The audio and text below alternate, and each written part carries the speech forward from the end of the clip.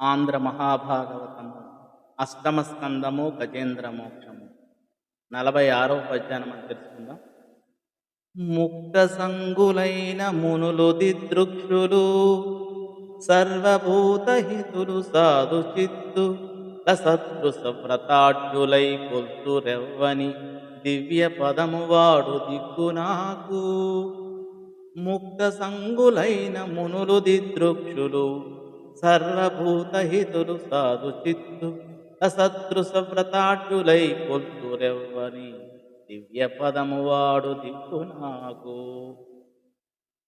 ఈ ప్రపంచంలో సర్వ సంబంధాలు వదిలివేసిన మునులు, భగవద్ దర్శనం కోరేవారు, సమస్తమైన జీవుల మేలు కోరేవారు, మంచి మనసు కలవారు, సాటిలేని వ్రతాలు ధరించి ఎవరి పాదాలను సేవిస్తారో అట్టి భగవంతుడు నాకు దిక్కు అగుగాక అని ఈ పద్యభావం.